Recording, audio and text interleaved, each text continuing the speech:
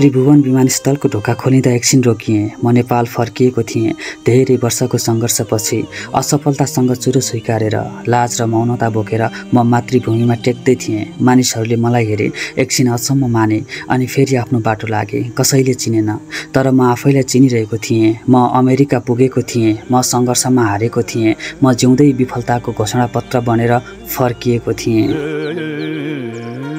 मेरो साथमा थियो एक थान पुरानो बोरा जसमा केही लुगा थिए, पुराना कागजपत्र अनि सायद बाँकी रहेको एउटा विश्वास जसले मलाई अबसम्म बचाइराखेको थियो।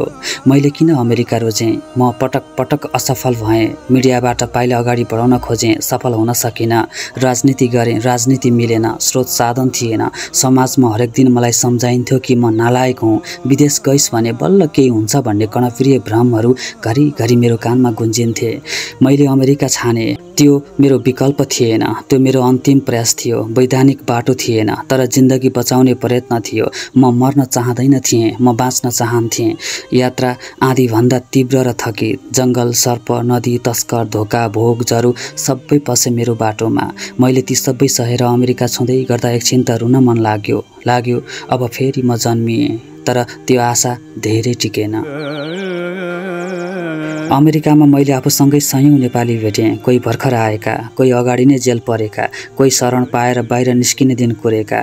सबैको कथा उस्तै थिए। घर समाजमा बेरोजगारीले भोगेको तिरस्कार, देशमा कुनै सम्भावना नदेखेर छोडेको जन्मभूमि, अनि एउटै लक्ष्य, बाँच्ने। नियति मेरो पक्षमा थिएन, कागज थिएन। कानुनले मलाई अयोग्य ठहरायो। महिनौं हिरासतमा परेँ। एक दिन बिहान एउटै कागज थमाइयो, तिमी नेपाल फर्क, तिमी यो देशका होइनौ। फर्किनुको पीडा। न्युयोर्क सहरबाट एयर इन्डियाको जहाज चढेर जब म नेपाल फर्किँदै थिएँ, अझ भनौँ फर्काइँदै थिएँ, मेरो हरेक अङ्ग लाजले पोलिरहेको थियो।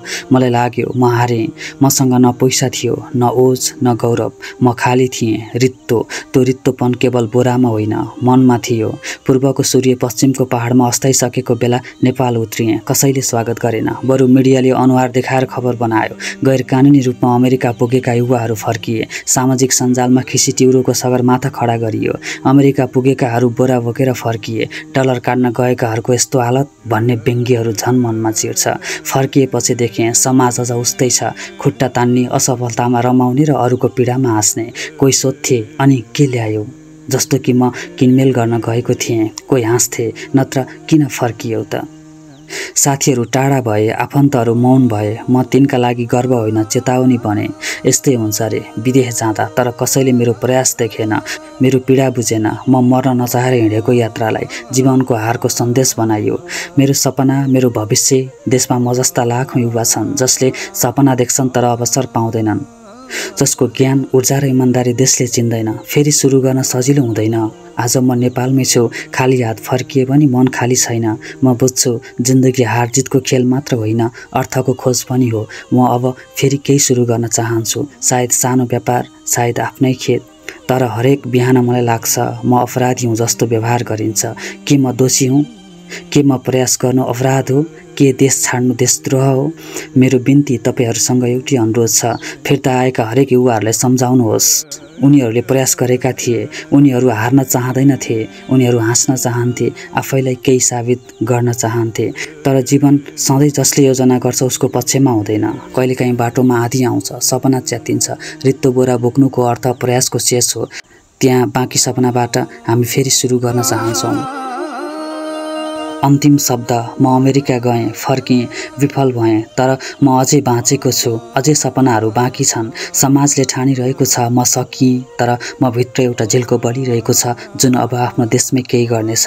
रित्तो बोरा, च्यातिएको सपना र गिज्याउने समाजका बीच म अब पनि उभिएको छु। कमजोर, लाजले भरिएको, तर इमान्दार र जिन्दगीप्रति अझै आशावादी छु।